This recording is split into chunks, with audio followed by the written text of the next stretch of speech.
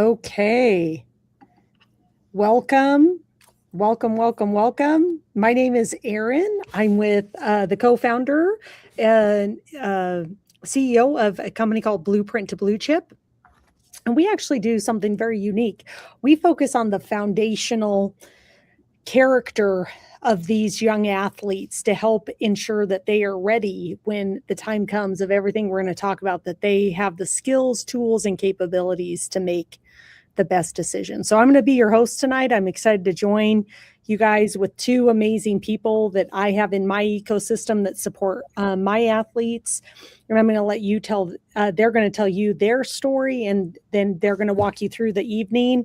I'll chime in here and there, and then I will also be fielding your questions and presenting those to Erin and KJ. So without further ado, welcome to Beyond the Deal. And here is Erin. How you guys doing? Aaron, thank you for that intro. If you guys want to call me A-Ray, I also go by that as well. But first and foremost, I just want to, thank all you guys for showing up and being here on this Sunday. I can talk NIL and talk sports all day, so I can be here all day. And so I'm appreciative of being here with you guys. I'm appreciative of Aaron and KJ, being here and sacrificing their time to come and just kind of talk about NIL. This is kind of an intro to NIL education, I would say. Each one of these topics, we can kind of go on and on for hours about this stuff. It can be really in depth, but here today, we just kind of want to, do a quick intro, allow you guys to think about some stuff, questions that you guys should be thinking about as you're going through this NIL space. So a bit about me. Again, my name is Aaron Ray. I'm a former student athlete at Cal State Fullerton, where I ran track. After I ran track, I love sports. And so my thing was, how do I, advocate for athletes? What can I do? I ended up going into law school at Santa Clara, where, I kind of worked with some athletes. I worked with startups. I really enjoyed that space and wanted to learn some IP stuff, some contract stuff. And then after that, I jumped right into tax, surprisingly. So, kind of the opposite of the athlete world.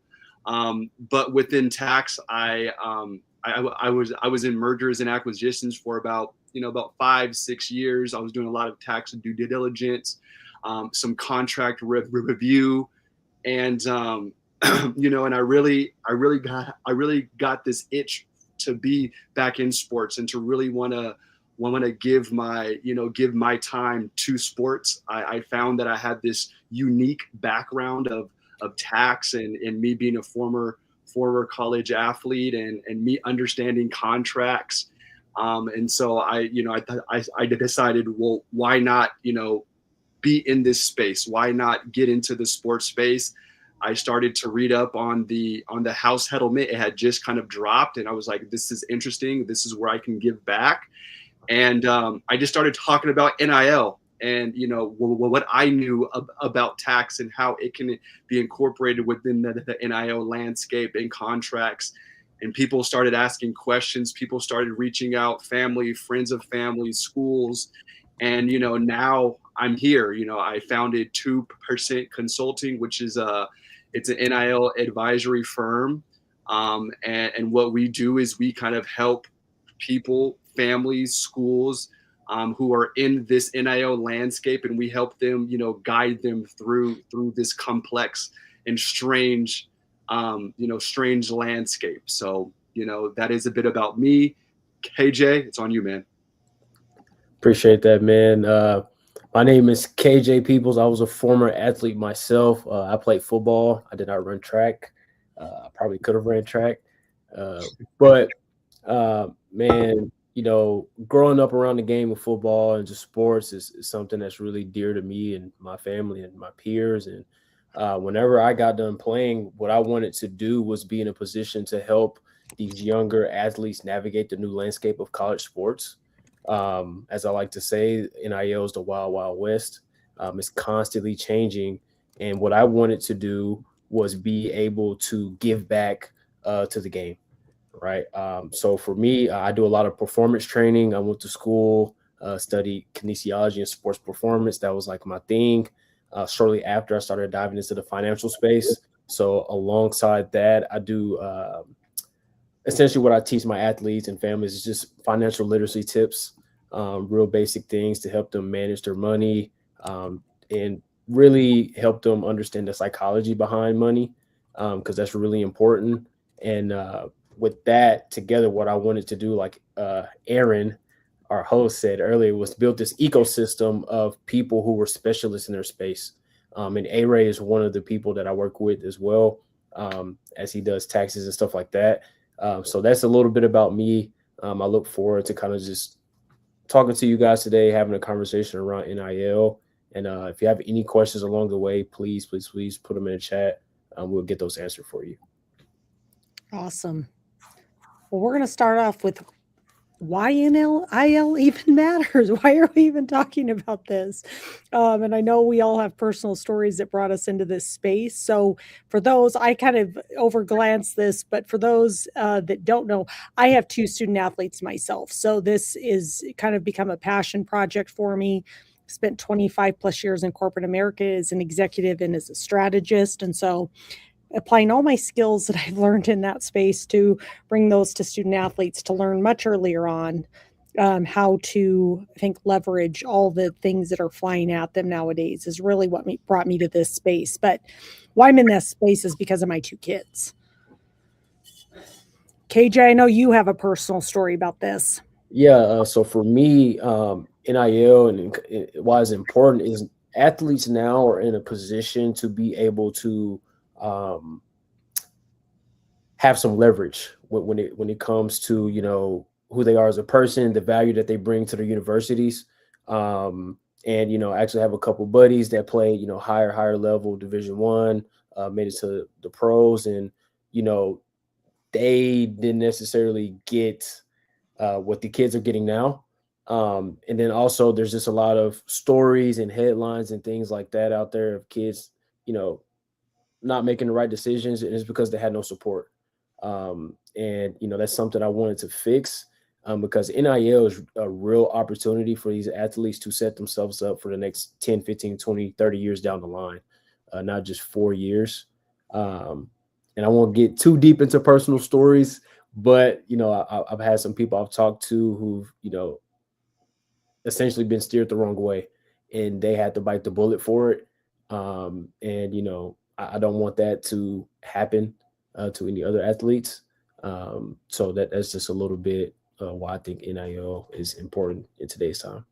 Yeah, and to piggyback off of KJ's point in terms of people being taken advantage of, you know, we see that, right? I was volunteering at a university last summer, and you know, just kind of reading some of these contracts, reading some of these agency contracts that some of these athletes, you know, were hoping to sign. And, you know, first and foremost, these athletes are super excited, right? When they're getting a contract, especially from an agent, you know, I can potentially sign a contract, have an agent. I'm only 18. It sounds great. It sounds nice, but do they understand? Do you understand what you're really signing? You know, so I was, you know, going over some of these contracts, and I'm like, wow, it's pretty easy to put in terms and things in these contracts to kind of take advantage of these student athletes. And so I started seeing that, and it just didn't sit right with me. And, you know, again, me being a student athlete, I remember I would take anything, right? If you offer me something, cool. You know, I'm not reading the fine print, but now, like, that stuff has real consequences. Your eligibility, the protection, debt, like all of that are now consequences from some of these actions, from some of these contracts, you know, that we really want to consider. I think why NIL, you know, why this stuff, actually matters is because it can affect not just the student athlete. It can affect their parents. It can affect their dependency status. It can affect what the parents what they're claiming on their tax returns come April, right? If you're a parent and you've claimed your child every year for 17 years, 18 years, and now you can't claim it on your taxes, that can be an issue. That's a problem, right? But we're not thinking of those things because why? Who told us to think about these things? Your FAFSA, right? If you are a person who receives a Pell Grant or some sort of grant, some sort of scholarship, aid-based monetary value, well, that can be affected by NIL, right? Because you are now generating an income that you can kind of take care of yourself with. Why do you need this Pell Grant? Why do you need FAFSA? So it can really have a big effect. And that's not to say we shouldn't take NIL, or that's not to say NIL is bad. It's great, but we need to understand and know how it works. And what I think the biggest thing is why this matters is because the student athletes are telling us it matters. I'm in this NIL forum, and shout out to Bill Carter. He's created this ecosystem, and he's created this forum that has agents and athletic directors and people in this field, and they talk about NIL and all the complexities and all the issues that come about. But what Bill does a great job, and he polls a lot of these student athletes, he polls a lot of these schools. And with these polls, the student athletes are saying, we want this education. We want this, we want this. We just don't know how to get it. Where do we access this stuff from? And what we're seeing is most of these student athletes, they're accessing this data, this knowledge, this education from IG, from TikTok. And those can be or can't be reliable sources, but they want this stuff. And so, I think it's up to us and up to the schools to be able to provide this sort of education. So there isn't this large educational gap, right? When there's more money being put into the system, we should be helping the student. If we care about these student athletes, we should be helping them. Helping them in this space. And so, just like Aaron and KJ said, like, these are the real consequences come from this. And so we need to be educating people on behalf of those consequences so they can help, move through this system. Yeah. And, the NIL opportunity is very real. It's not the same across the board for everybody, but everybody can have the opportunity to get NIL in different ways. And A-Ray kind of touched on that here in a little bit, but the opportunity is very real. It's one of those things where investment firms are starting to get into the college space now as well. So like, this is a really big market, and it's going to continue to grow over the next couple of years, right? NIL isn't going anywhere. I do believe that they're going to have more, constraints and rules and regulations around it, but it's not going anywhere. And the market for it is probably going to be up there with, I think it's going to be up there with the pro level sports.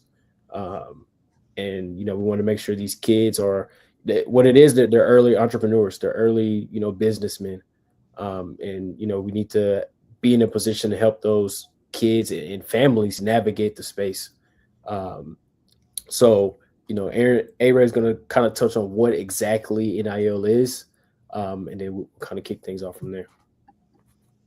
And to go back to, KJ's point about, the opportunities, there was a study that was done by Open Doors, and it was saying by the year 2030, NIL income, or the revenue generated within NIL, within college sports, is going to surpass the NBA, right? It'll only be second to the NFL in terms of revenue generating.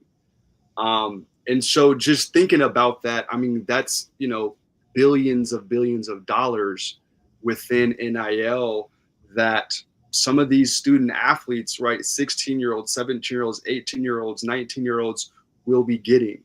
and they'll be a part of. And so, there's so much opportunity there.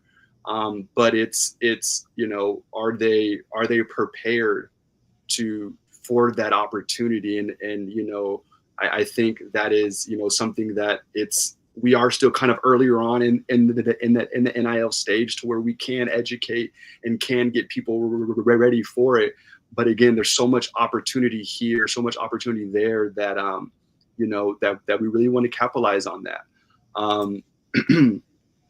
And so, so name, image, and likeness, right? What is it? Again, Bill Carter did a poll, and, he polled all these student athletes, and the numbers say about 60% of student athletes actually do not know what name, image, and likeness is. They don't know what all NIL encompasses, right? When we think of NIL, we think of these big time quarterbacks signing these big time, deals, going to Ohio State or Oregon, right? These 4-star, 5-star prospects.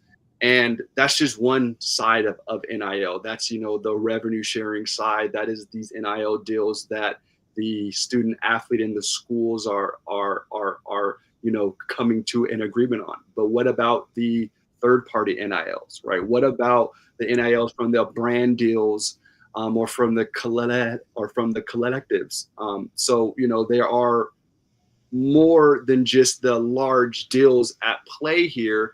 And we want to make sure that, we understand what NIL is. And so for me, how I define an NIL is student athletes monetizing their value.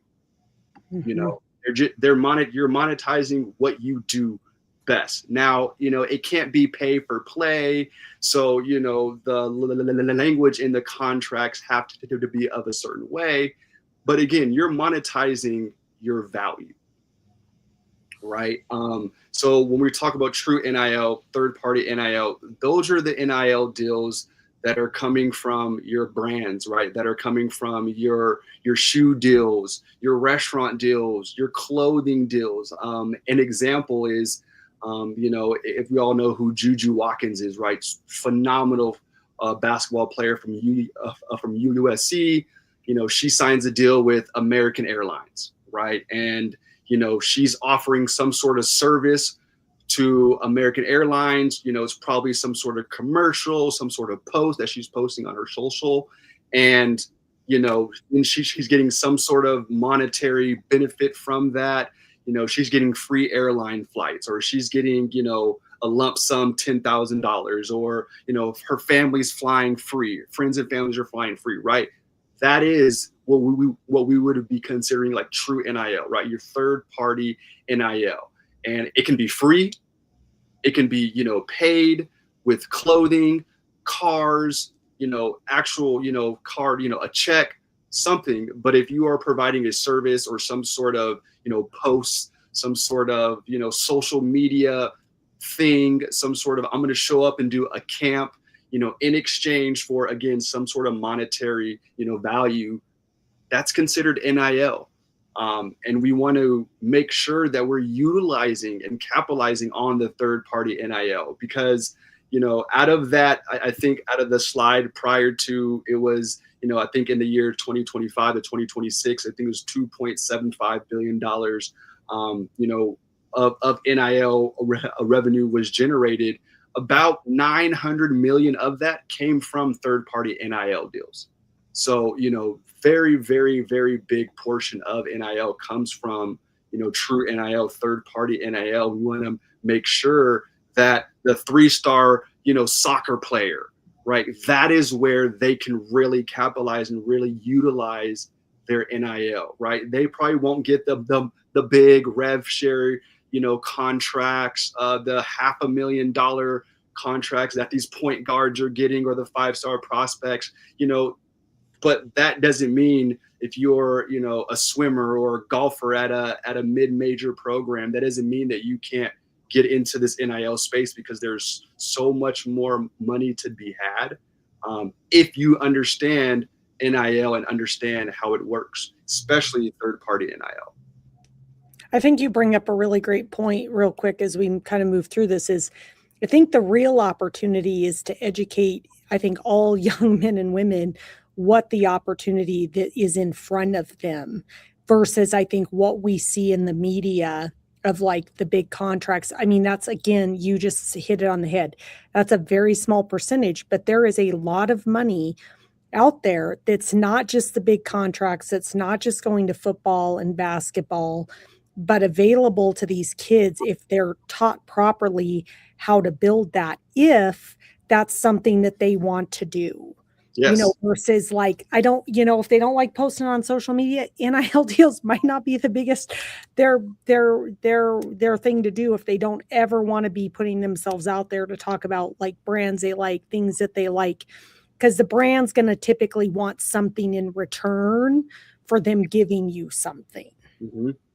And to that point, there was a football player at a HBCU, and over the course of his 1 or 2 years of college, he generated close to $100,000, $150,000 worth of NIL deals just by third party, just by him doing the research and reaching out to these brands and working with them, because brands want to work with athletes. Brands love athletes.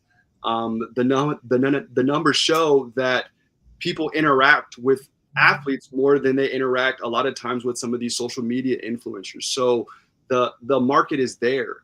But as student athletes, we assume or we think that, hey man, I'm not that 4-star athlete. I don't have 100,000 followers. NIL isn't for me because again, the ESPN headlines isn't showing the swimmer at South Dakota, getting signed to this big time deal.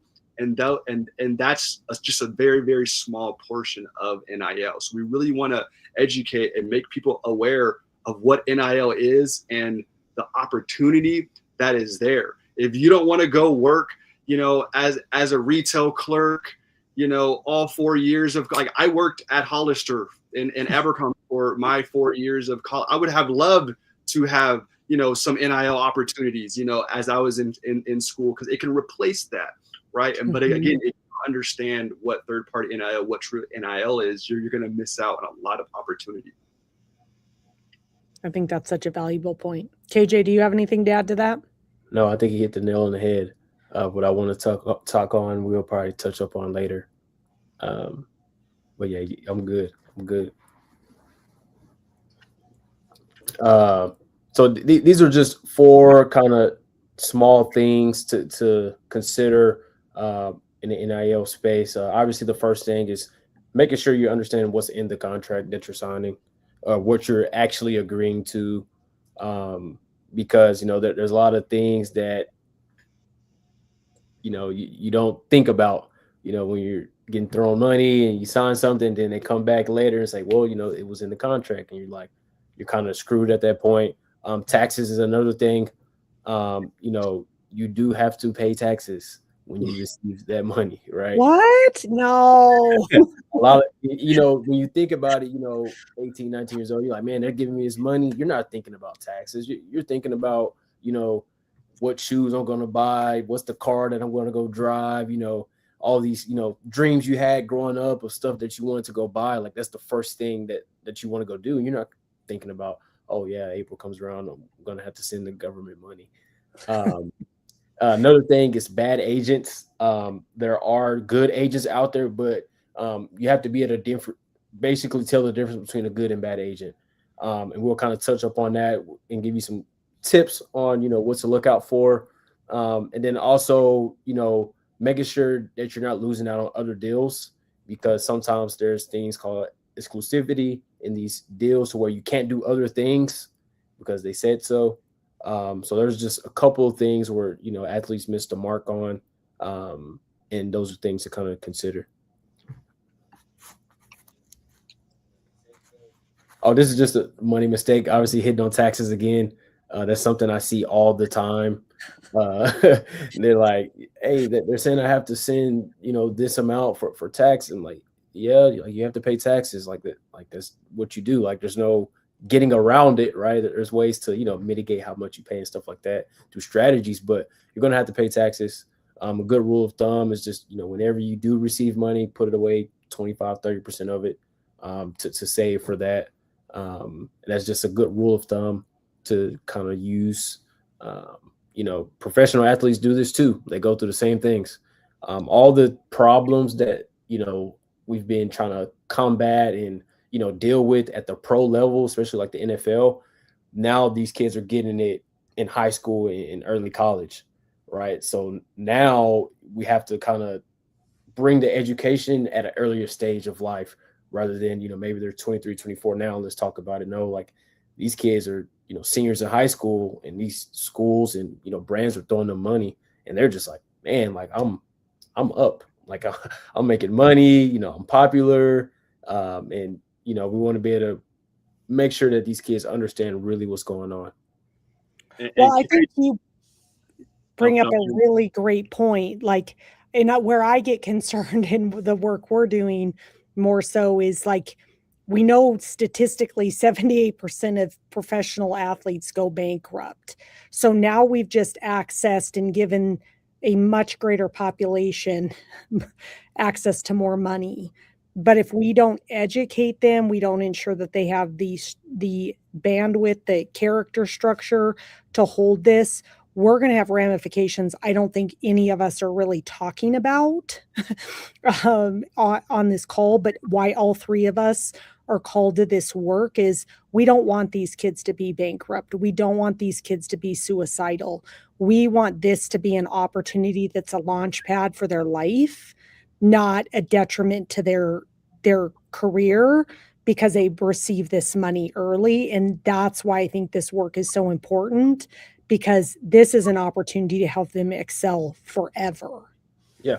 And to kind of like further that along, like these kids are under a lot of pressure, right? Like you're talking 17, 18 years old, schools are calling you, your parents, some of these kids, their parents are looking at them as like the meal ticket, right? Like, oh my God, like we invested all this time into you to go train and camps and this and that. And, you can go make, a couple $100,000 and this and that. And, now they're not even thinking about like football anymore. They're thinking like, how can I get this money? And that's how you get into the transfer portal trap of kids chasing the money and things like that. So this stuff that we're going to talk about when it comes to the money, this is stuff they're going to use the rest of their life, not just for NIL. Yep. Like it's going to be, 30 years old, filing taxes, right? They're just having to do it at an earlier stage of life. And there's a question from John. Yeah. Did you show it? Yep. You might want to take that one. I can talk on that. Before I do on that, I want to piggyback on your guys' point, especially about the importance, of the education behind money and, early education. I was speaking with an agent maybe a few weeks ago, and she's, they're, pretty big agent at one of the larger, agencies, formerly known as Wasserman. And, she was saying, we had just kind of started signing high school athletes, and they were saying how the biggest headache that the agent runs into is just the lack of financial knowledge that their professional athletes have. And so now they're signing, high school athletes.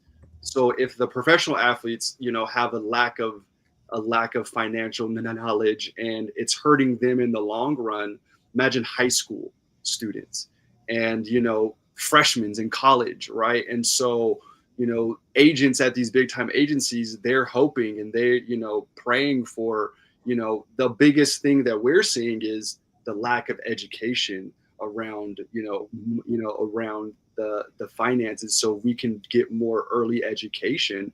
Then it'll help not only the agents, but it'll go a long ways with the athletes, not just in their collegiate career, but in their professional career also. So, it's, agents are seeing that there is a miss and, would love for, the education gap to get smaller. And to John's question, I actually, down the line, when we get to the tax section, I can talk about that in the tax section. So if you can wait another like 10-ish minutes, we can get that question answered. Beautiful. Now, when it comes to decisions and choosing, what school to go to, who's giving me the most money, it said all that stuff.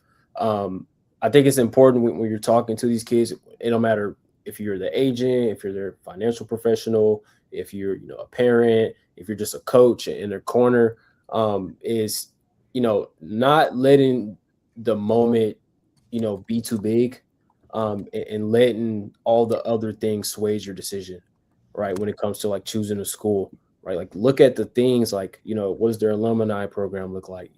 If I was not to play any sports, like if I got injured, like would I be miserable at this school or would I still enjoy it? Because, the money is going to show up if you perform, right? And that's another topic. Like you have to perform. If you're not performing, like it's going to be hard to even, get NIL anyways. But, don't let, agents and other people, sway your decision and say, hey, I can get you more money at this school. I can get you more money at this school. And, this is something we have to really, hone in on, and letting these kids understand how to make decisions, because they're going to be making decisions the rest of their life. And mom and dad are not going to be there all the time to help them make decisions. So just teaching them frameworks, teaching them, things to consider, and what they want out of life, and make sure it just aligns with where they want to go.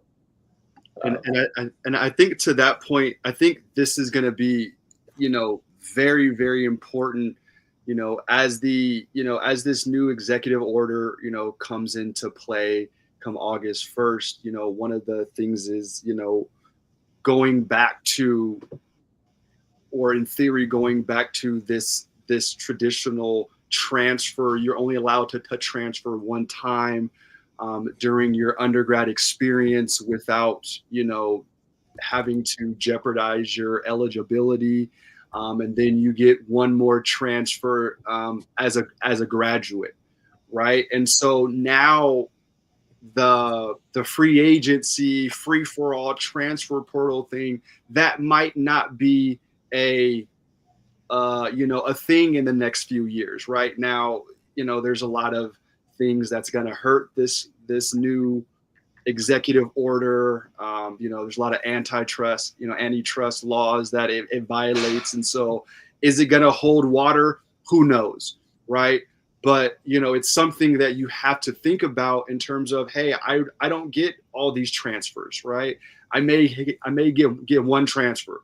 So, but if I'm making the best decision for me now as a senior in high school, and then I make, that one transfer portal move, my junior year or my sophomore year, right?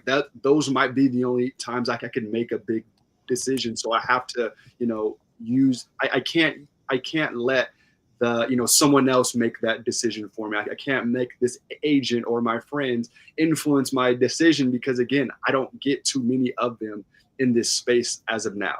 And so being mindful that the decision-making process is now going to be more detrimental.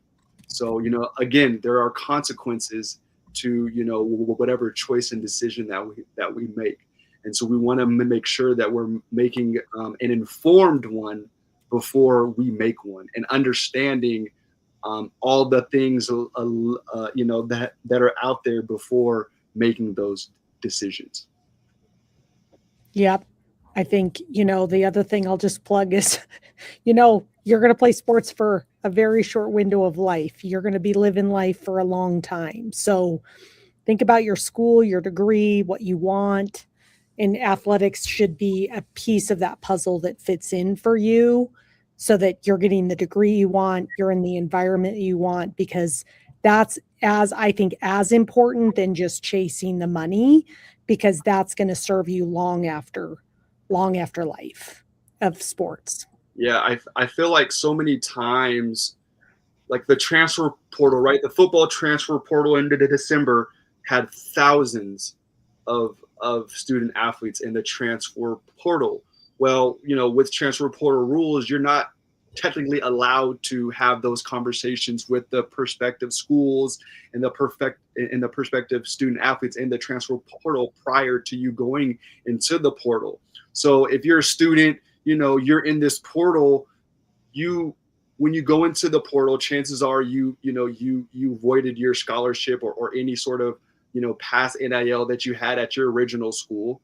And now a lot of times the numbers are showing that most student athletes actually transfer down, or they don't transfer anywhere, and they're kind of stuck in a portal. Now they're being a walk-on at another school, and they just lost their scholarship. And they're usually walk-on at if they come from a mid-major, then they may now be a walk-on at a D2 school, right? Because they entered in this transfer portal thinking that I can go to this school and get more NIL, and that's not always the case. And so again, making informed decisions for what's best for you, and not because all your friends are entering the portal or this agent said, hey, if you enter the portal, I can guarantee you more NIL money. This school is, they're, throwing out NIL money. If we can get you in there, it's like, well, is that a for sure thing? Or like what's happening, right? There are thousands and thousands, again, of kids in this NIL portal that transfer down, that lose out on their scholarship, and they don't get another one, right? And so, again, making an informed decision and understanding that, that also ties into, picking the correct agent during that process, right? And we'll get more into that. But, so those tie into the decision, the decision that you want to make. Here I can just jump right into the, to the NIL contract. I feel like there are a few topics that I feel like get more, people want to know more about than others. And I think contracts is one of those, one of those topics that we can spend days, an hour. Like I actually want to form, an entire workshop, hands-on workshop that really gets into the nuts and bolts of, contracts and being able to, red line and contract negotiations and all that. But, just a few quick points that I want to hit on when it comes to contracts in this NIL space. And so I kind of see it in three buckets in terms of contracts. I see it with, you have your main contract with the school, right? Your revenue sharing agreement contract, your quote unquote employment contract, with the school. You also have your third party deals and your brand deal contracts. And then you have your agency contracts, right? And those are kind of the three buckets of contracts where you're going to get the most issues, out of this. And so, some red flags to kind of be on the, to be mindful of when you have a contract in front of you, or you're reviewing a contract and you don't have an agent. I think the number is like 83% of student athletes are signing a contract without an agent, without any sort of representation. So if you fall into that bucket, you also want to make sure what you're reading. What do you even understand what the contract says? Please don't sign a contract if you don't know every single term in that contract, because it's going to be important that you understand and know what's in your contract. So a few kind of red flags, or a few kind of terms that we want to kind of turn our attention to. One is like the usage rights. What is usage rights? Is it in the actual contract? Usage rights is, what rights does the third party, does the school, does that agent have with, the student athlete's rights? Is it, can they use those rights in perpetuity? Which, if you see that, run, right? Can they use your rights, 3 years after you graduate, 1 year after you graduate? Can they use it after the contract has been terminated? What actually can they use? Can they just use your picture? Can they use your face? just your name, right? We have AI out there. Can they turn your videos into some sort of AI postings, or some sort of continuous postings, right? And so we want to understand and be able to articulate what our usage rights are, what rights does the third party have, what rights do I have, what rights do I retain, how long can they use these rights, right? Very, very important term. I think one of the more negotiated terms that we see are the termination rights, the termination clauses, right? What happens if you transfer? Does your former school, do they still keep some of your rights? Do you have to give back any financial financial payments that you already received? One thing that we see a lot of is, or one thing that that happens in your termination rights is a buyout clause, right? If you enter in the transfer portal, does that school that you're trying to leave, do they have a buyout clause where you then have to pay that school in order for them to release you so you can sign another NIL deal or a scholarship deal with that new school? Prime example, the quarterback from Washington, the University of Washington, a few months ago, signed a brand new NIL deal for a couple $1 million to stay with the University of Washington. 2 days or 3 days after he had signed, he had posted that he's transferring to LSU, or he was transferring. I don't know if it was specific to LSU. That whole thing was, well, because you're entering the transfer portal, there's a buyout clause. I think the buyout clause ended up being like $10 million, that if this quarterback were to have left, he would have been on the hook for $10 million to the University of Washington. And is your next school going to pay that buyout clause? They might, but $10 million is a big buyout clause. And so now, if that quarterback would have had maybe a better representation, if they would have had representation at all, you can possibly negotiate your termination clause, right? Well, instead of a $10 million buyout clause, maybe it's, hey, if we let 10 days in advance that we might be transferring, can it be a $500 buyout clause, right? You're able to negotiate these things. But if you don't understand what it is, if you even have one of these in your contract, how do you know what to do with it? How do you know that you should possibly negotiate it? And so this is actually a big negotiation talking point when it comes to revenue sharing contracts, as well as a third party NIL and brand deals, right? It definitely plays a big role in that, in that bucket of contracts as well, right? And I think another big talking point is your compensation structure, right? How much are you paying these agents? Are you giving the agents 20%, 25%, 30%? Well, why are you paying them? Why are they taking such a big percentage? Especially when your professional agents are only doing, I think it's 3.5%. I think it's maxed out around there, 3%, right? Well, it's the brand managers and the social media managers, they charge about 20-25%. But is your agent, are they acting as a marketing person as well? Are they pitching on your behalf? Are they acting as a influencer manager as well? Because if they are, then maybe that 20% is justified.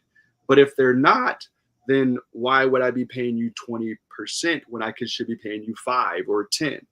I think another big thing in the compensation structure when it comes to the revenue sharing agreements are, when do I get paid, right? I could sign a $1 million contract or $100,000 contract with this school, and it could be framed in, I get $10,000 up front, but I get the remaining $90,000 after the school year ends. Well, if the transfer portal is in the middle of April after basketball season and I enter in the transfer portal, Well, due to the termination clause, I may have voided out that contract.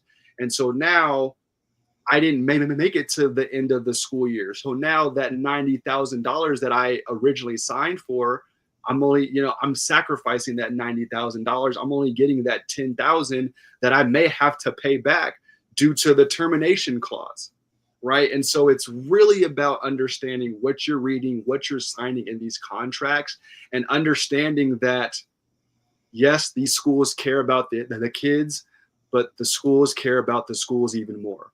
And the schools are going to protect themselves over themselves, because you may be at the school 2, 3, 4 years, while this school is going to be here long after you're gone. And so understanding the terms of these contracts are so important.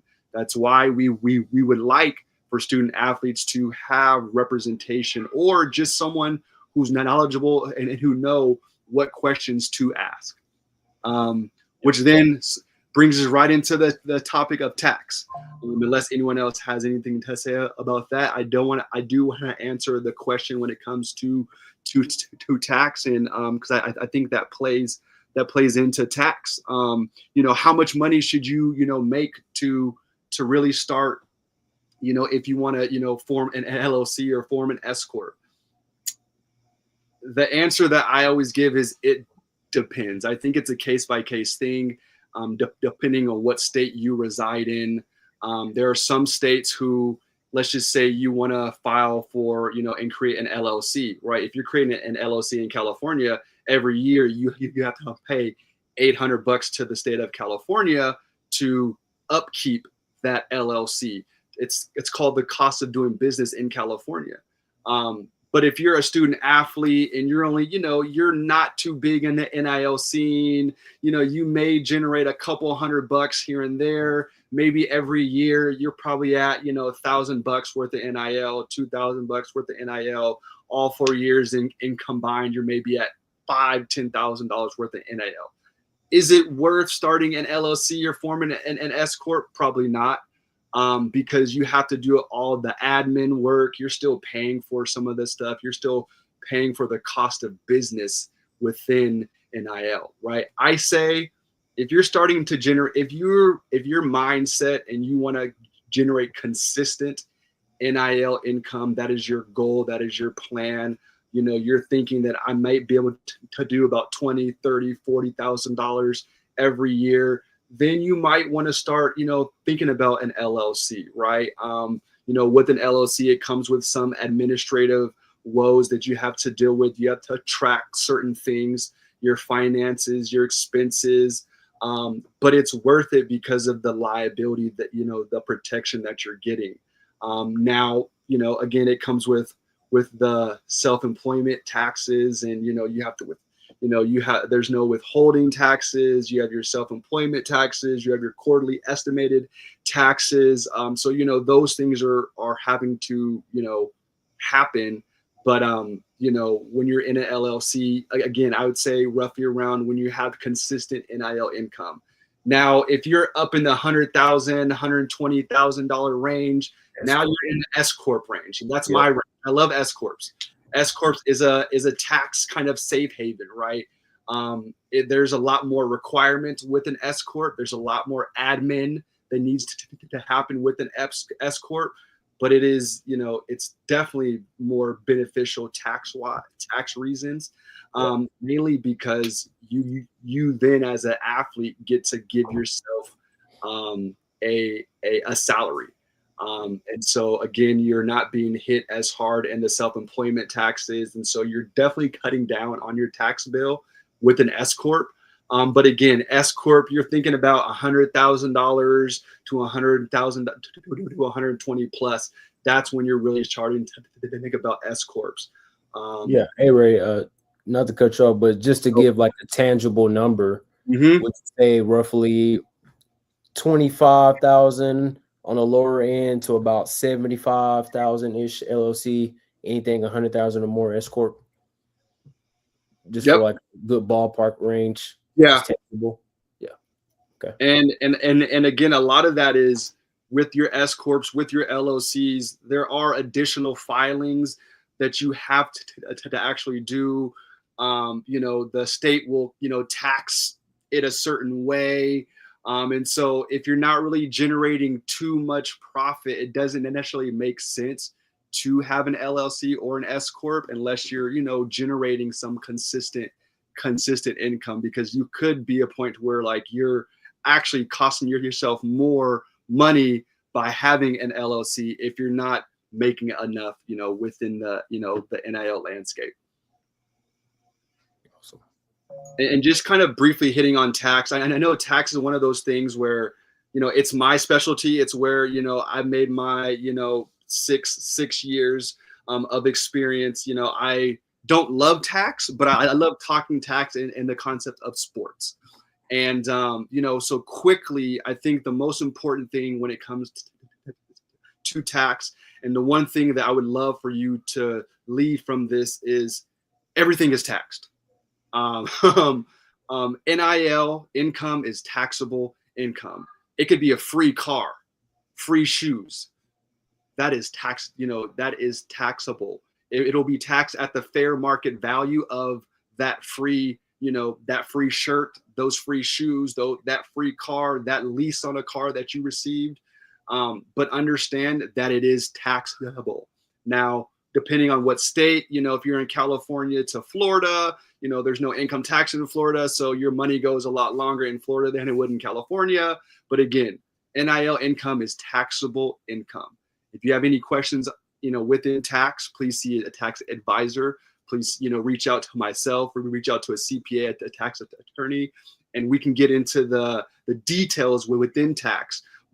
But again, tax is, NIL income is taxable.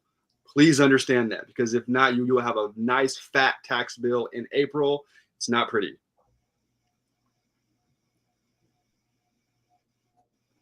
And I seen John's comment. He said Diego Pavia drove a Bentley.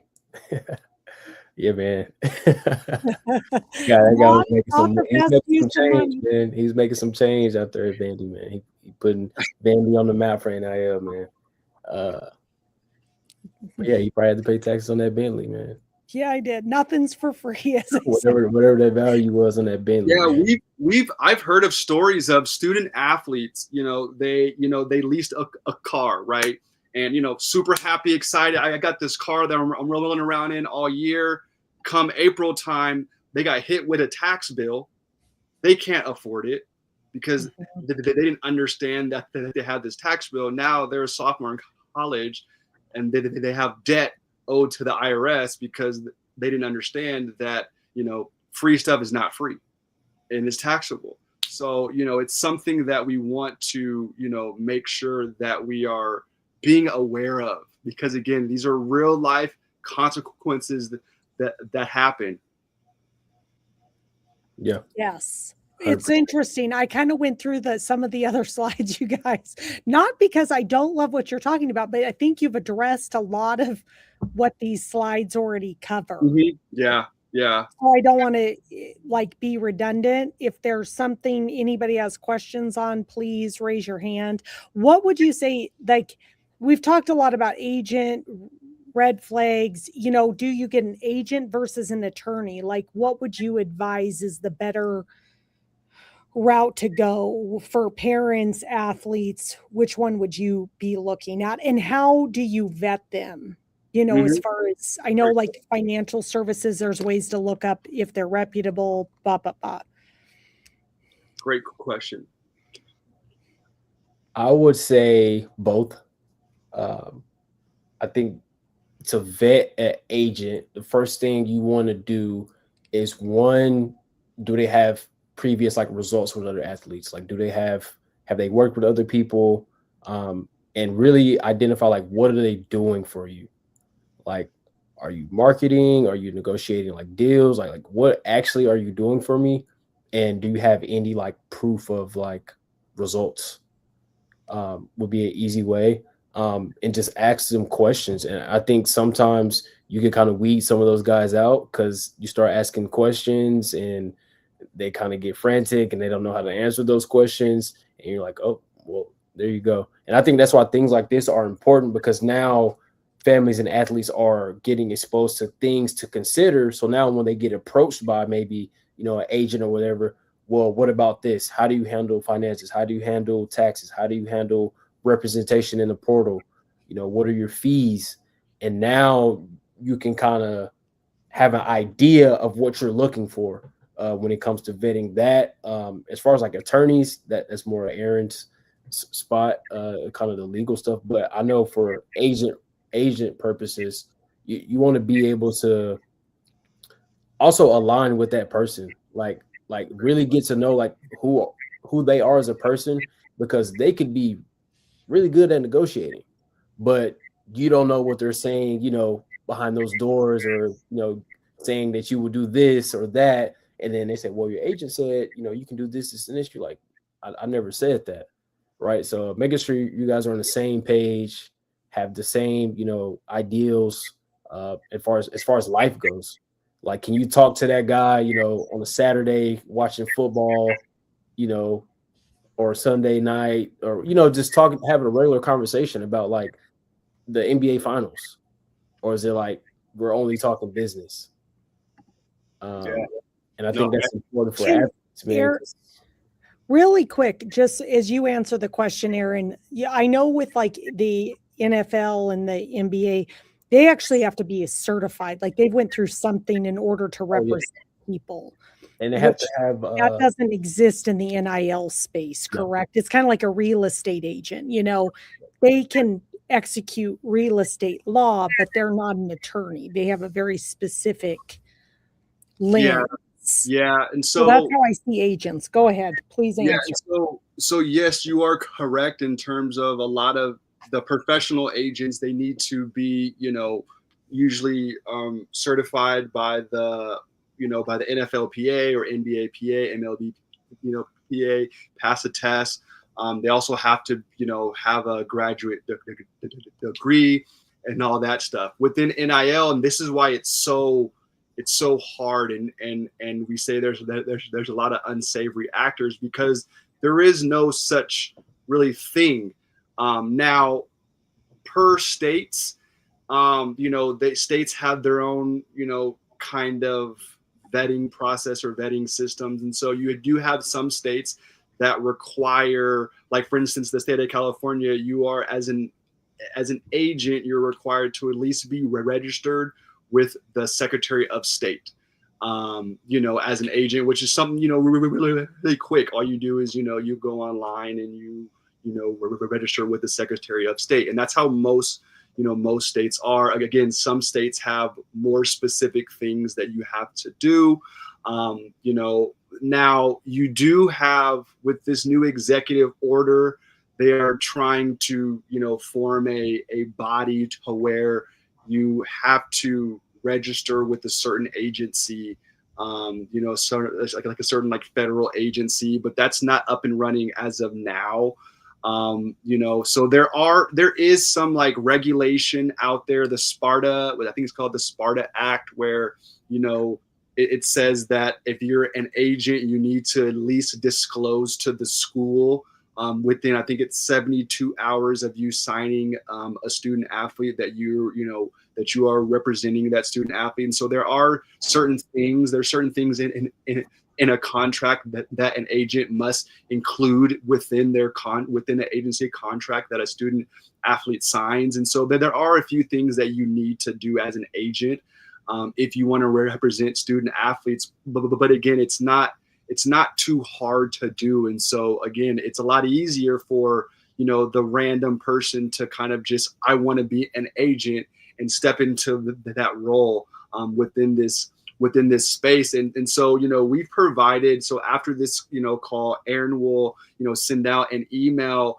and, we provided like a 10 to 12, like essential kind of like questionnaire that kind of helps you make an informed decision about, an agent. When should I get an agent? How should I vet these agents? I think KJ made a very, very important point about, do we align? Does this agency align with my goals and my long-term goals and or my short-term goals? Does your communication style match with my communication style. I think all those things are important when vetting an agent, because again, there are a lot of unsavory characters out there as an agent, but there's also a lot of great agents out there. I see them all the time. They really, really, really want to help. For me, I always say an agent should be able to educate you in every single facet within NIL. If they can't educate you in every facet within NIL, you know, you may have to have an agent and then a CPA and then an attorney, right? But if your agent can do a lot of things that, you know, an attorney or CPA can do, you know, you only really need one real person. But if not, then you might have to have an entire team. And so I, you know, always say, try to find an agent that can kind of hit on a lot of things that you need within this NIL space. One being educated within this space. Yep. Great. Is there anything you guys would add as far as what you should do before you say yes? Is that the checklist you were referring to, or was okay? I do have an additional checklist that'll be sent out, and it has more so like specific kind of questions to ask, and like why to ask those questions, why that matters in terms of the context of actually selecting and picking an agent. Awesome. Bradley, I love your comment here. One thing to consider is for the athletes and parents, sit down and write out their short and long-term goals. A master plan is critical. Set out your parameters and find a financial planner to help meet those goals. Amen. I think you have to find your whole team nowadays to meet those plans. Yeah, and what you're looking at. Yeah, and I think to Bradley's point, I think now more than ever, the professional service provider, right? This is a space where the wealth managers, right? The financial planners, the tax planners, the tax advisors, the CPAs, the attorneys, where we really shine.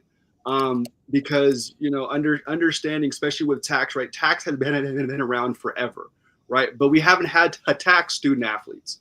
Now we're taxing student athletes. It's the same taxable concepts. It's the same wealth advisor concept. It's the same contract law concepts. It's just being added to a new industry. And so a lot of these agents, you know, the athletic directors, the compliance officers, they're now in a new space. Well, they're in a space that we've been in for years. And so now I would say it's time for the service provider to shine. It's time for us to kind of step up and insert ourselves in this space and really be an asset, really be of value to student athletes. And I think through early education, it really brings off authenticity. It really brings off, I'm trying to help. I'm trying to be here not to gain clients, not to use you and, you know, use these student athletes, but to really educate. And you know, I think it's really, you know, again, it's our time as service providers to shine. And you know, so I just want to make that clear that, you know, we are, you know, all here to really try to educate. Yep. Well, I don't think we're only educating the generation of athletes. I was laughing with John earlier in the chat, but I think we're educating the parents too, because I think part of the skill gap for these athletes is their parents don't know, especially if you got a 9-to-5 job, all your taxes, and you just file your taxes, 1099, you know, all the complexities there. A lot of people don't understand. So this is great. I love this. Go ahead, Aaron. No, I think it's just invaluable. And I love this slide that kind of brings it home. Yeah. And this is where, you know, I really want to focus on is, you know, a lot of athletes, when they, you know, start out playing sports, everybody has that dream of, you know, professional. Like, you know, you don't just kind of play to play, like you play because you want to, you know, get to that ultimate stage, whether that's to take care of your family or that's just a dream you had, whatever the case may be. But the reality is, you know, not everybody makes it. But you can be just as successful as the person that did make it if you do the right things and, you know, handle your business, do all the things that you need to do. And, you know, I think kind of going back to Aaron or A-Ray saying, you know, we're here to educate these kids. I think for the longest time, that is the biggest thing with athletes is they have trouble trusting people because they make all of this money. You know, they're all these brands want to use their, you know, their image to, you know, promote their company, etc. And they constantly feel like everybody's just using them because they're in a position to honestly like be used, right? They have authority in spaces, they have money. And I think just approaching it from an educational standpoint, like, hey man, like we just want to teach you so you can make the best decisions is so crucial nowadays, especially with younger kids. Like these kids are trusting their college roommates to, you know, represent them, handle all these things, run their social media. It's not because they have all the credentials and they know this or know that. They just simply trust them. And I think we have to get to a space as being the professionals in this space to have that rapport with these athletes to where they can trust us outside of just business. Like, man, like we have to be there for these guys like in life. Right. And I think that's so important. And I really hope that you guys get that energy from myself, from A-Ray, from Aaron. Like we're here to like help you beyond just what you can do on the field and your status. But yeah.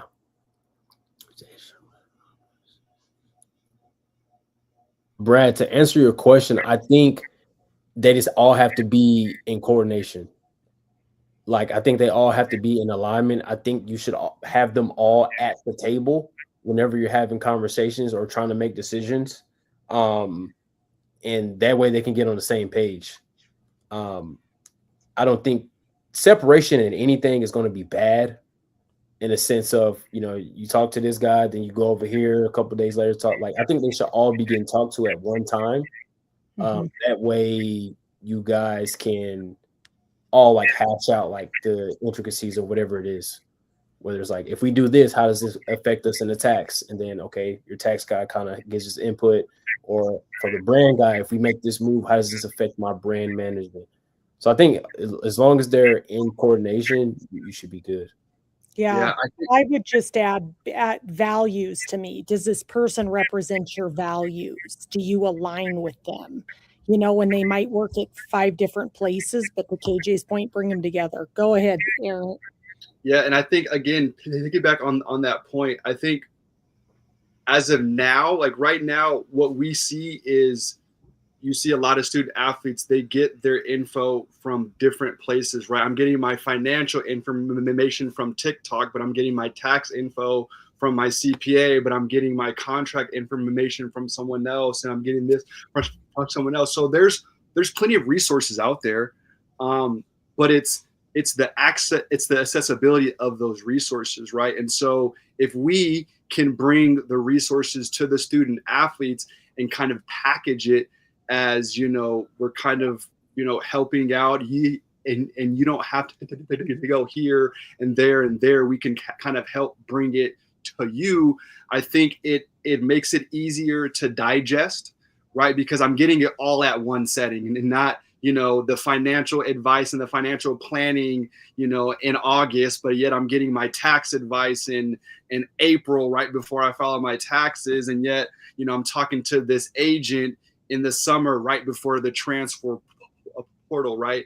Instead of kind of having this clear, you know, set path, right? I'm coming in my freshman year, me and my mom, or me and my dad, or me and my family, we talked about already kind of our long-term goals, our short-term goals. And so now when we're talking to a wealth advisor, now when we're talking to the CPA or a tax advisor or somebody, right, we already have a plan that we've discussed, and that person or that school or whatever it is, now they're bringing in a whole group of people who can kind of touch on all those things at one time. So I'm hearing it all at one time. And so now I can make and formulate my plan, you know, based on all the information that, you know, that I'm going to need during my time, and not, you know, kind of, you know, parse it out here, you know, 1 month down the line there. And so I definitely think it should all, you know, kind of work together. But as of now, that's just doesn't happen. And so again, it is harder for these student athletes because they're getting it from every single place, and they're only getting one little piece of it and not the whole entire picture. Yep. That's great. Okay. Are there any other questions before we wrap up? And is A-Ray shared? I will send out an email. It'll have a bunch of tools attached for your knowledge to help expand your skill set around NIL. So I'll let you two close it out. Where can these people find you? Yeah, you guys can find me on my socials. You can email me as well. I'm here to, help you guys out the best way I can. Like I always tell people, if you ask me a question and I personally don't have the answer, I have a good network of people who will have the answer, and I can get that, question answered for you or plug you in the right places. So yeah, that's my socials. You can reach out anytime. Yeah. For me, again, my, Aaron Ray, that's my LinkedIn. I talk a lot about NIL, a lot about, just the education behind it on my LinkedIn. That's kind of where I got started at. I also, my company's website, 2percentconsulting.com, go check it out, drop a comment. I post on there as well. And I give kind of updates on kind of what's happening within the NIL world. And so if you want to stay up to date, I link to resources that, people within that space talk about NIL every day. They're always dropping gems. And so, if you want to learn more about it, go to my website. My email is also there, aray1906@gmail.com. And like KJ said, man, I just, I'm really here to educate. I enjoy educating. I love talking sports. And so if you just want to connect and we can just have an hour-long conversation about NIL, plans, how to, what's the next topic, what's new in this space, how can we grow this space? If you have an idea, I would love to hear it, because again, I think we're all here really trying to build something great, really trying to build this ecosystem that helps out student athletes. I don't believe that, education should be under, exclusive. I think everyone should have the opportunity to get educated and, make decisions based on that info. And so, please reach out if you have any questions, comments, concerns. I'm here to help. I'm here to work with you. Let's build something great. Again, I appreciate all you guys, showing up on this Sunday and, being active and asking questions. It was great. Aaron, thanks for hosting this. You've been awesome. I know Aaron, hosts a lot of these. And so when she sends out stuff, please click those links, because again, she does this and she has a lot of great people on, and to really give you great insight within NIL. So thank you, Aaron. We definitely appreciate it. Well, we're all part of one big team, which I love. And if you want, we did one today with an incredible athlete. You should go back and check it out. But if your student athlete ever needs advice on how to pick a school, how to balance both high-level sports and high-level education, Maya Dobson, she's amazing. And so we're here, Blueprint. We want to create the foundation. We want to make sure these athletes are set up for success in life, and that we use NIL as a platform to launch them. Because I think this could, if we do it right and we get a hold of it, these athletes could have something incredible in front of them for a very long time. And so that's our mission. That's our passion. And Aaron and KJ are two of the many people that we highly recommend and work with in our network. So we hope to do this more. I know we had requests for more, so stay tuned. More to come. Thank you both.